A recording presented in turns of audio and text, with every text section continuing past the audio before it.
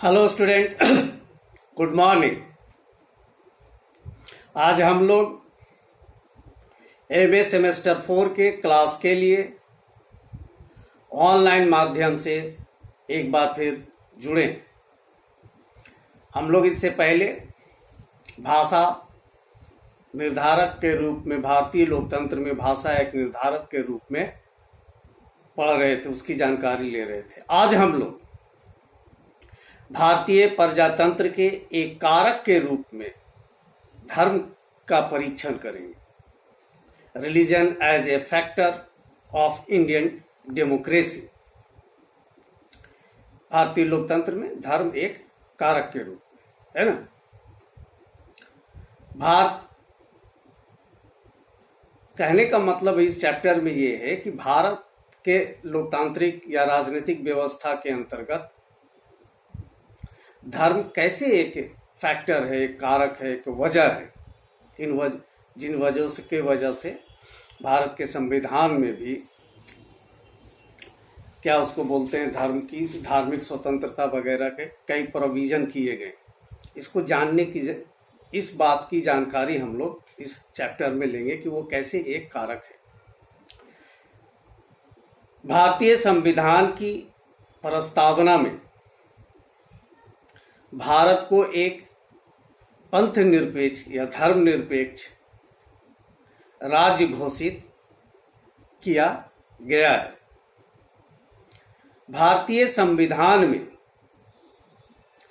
धर्म अथवा जाति का भेदभाव किए बिना हर नागरिक को समान अधिकार प्रदान किए गए। भारत में राज्य का कोई धर्म नहीं है, यानी कि भारत राज्य के संविधान में किसी भी राज्य को अपनाया नहीं गया है। इसीलिए धर्म तंत्रात्मक, यानी कि जैसे राज्य से भिन्न है। यूरोप वगैरह में क्या है कि अब वहां संविधान में राज्य को ईसाई राज्य, मतलब कि राज्य अपने धर्म को घोषित किया है कि ये क्रिश्चियनिटी राष्ट्र है। वो अलग बात है कि अपने आप को सेकुलर या सोशलिस्ट कहते हैं, तो उससे ये वैसे राज्यों से ये अलग है। कुछ विद्वानों के अनुसार भारत एक धर्मनिरपेक्ष राज्य नहीं है, क्योंकि भारत में राजनीति और धर्म को एक दूसरे से पूर्ण रूप से, यानी पूरी तरह से अलग नहीं किया गया है। ऐसे विचारकों का कहना है कि भारत में सभी धर्मों के आधारभूत मानवीय सिद्धांतों को स्कूली बच्चों के लिए शिक्षा पाठ्यक्रमों के अंतर्गत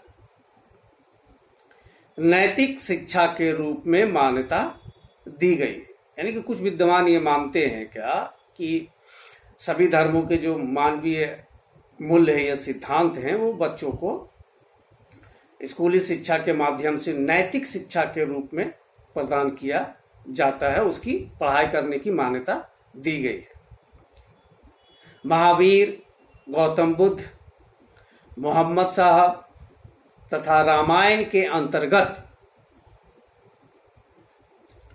उल्लेखित उच्च मापदंडों को शिक्षा पाठ्यक्रमों में जगह जगह स्थान दिया गया है।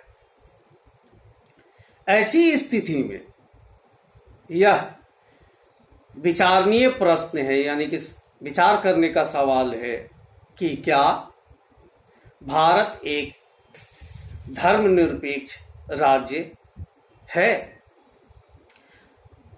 असल में यह प्रश्न भारत की एक धर्मनिरपेक्ष राज्य है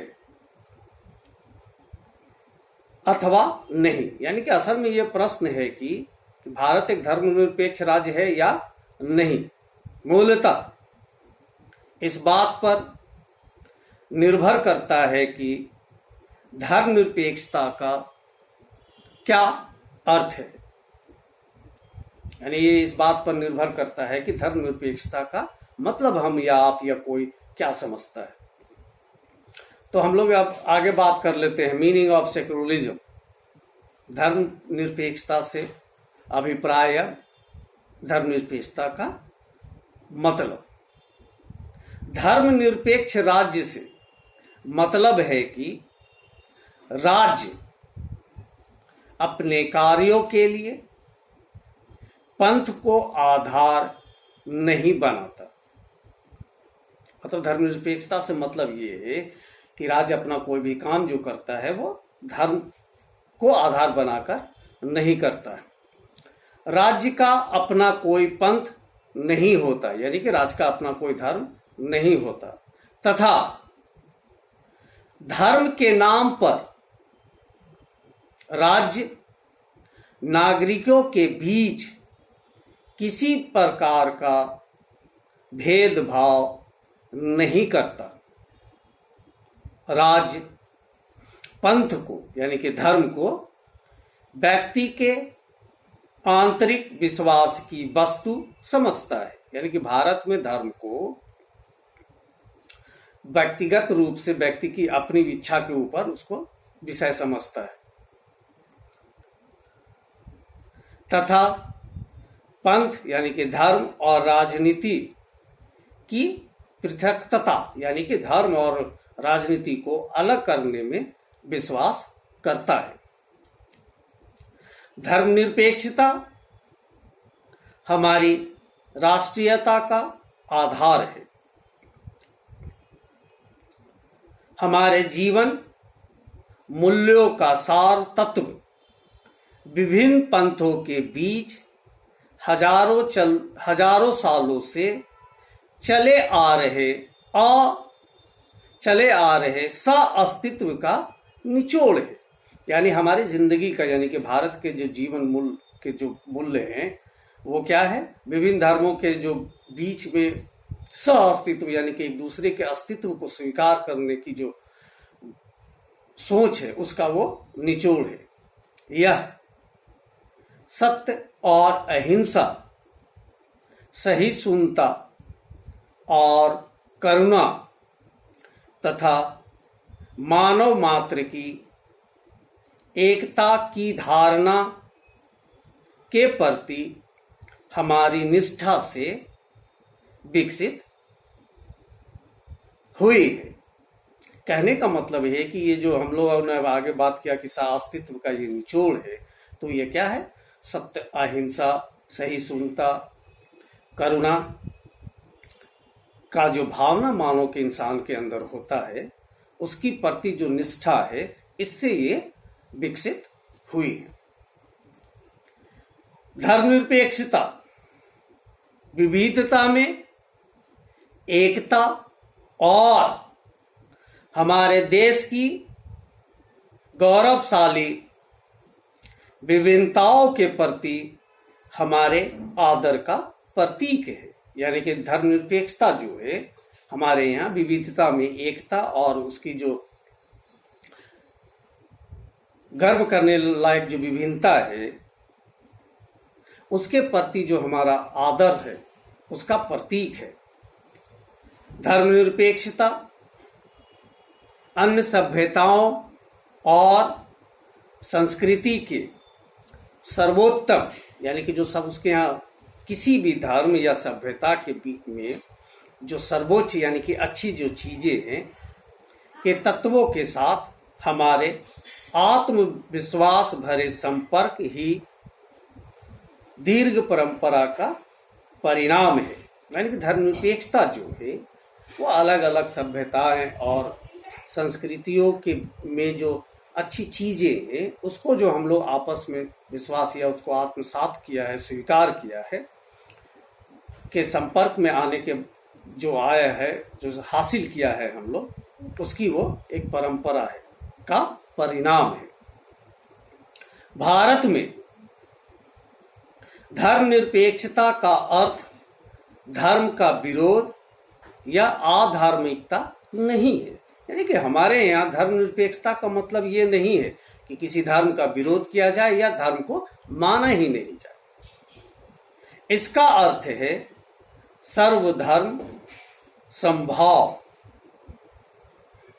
सभी धर्मों को समान आदर देना। यानी हमारे यहाँ धर्मनिरपेक्षता का मतलब सभी धर्मों को समान मानना और उसका आदर करना, चाहे वह बहुसंख्यकों का धर्म हो या अल्पसंख्यकों का।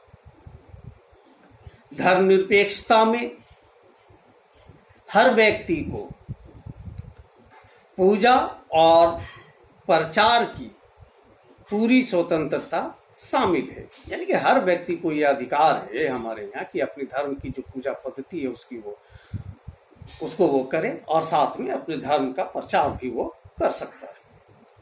लेकिन राज्य का कोई धर्म नहीं है।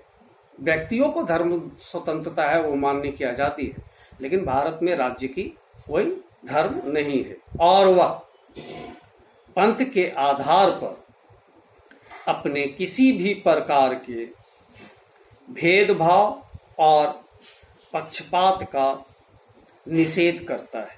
कहने का मतलब ये है कि भारतीय संविधान या भारत का जो राज्य में संविधान जो है वो धर्म के आधार पर किसी भी प्रकार का भेदभाव और पक्षपात का निषेध करता है। तो ये थे धर्मनिरपेक्षता से अभिप्राय या मतलब मीनिंग ऑफ सेक्युलर रिलीजन। तो आज के लिए बस इतना ही। अब आगे इसके बारे में अगले क्लास में हम लोग जानेंगे।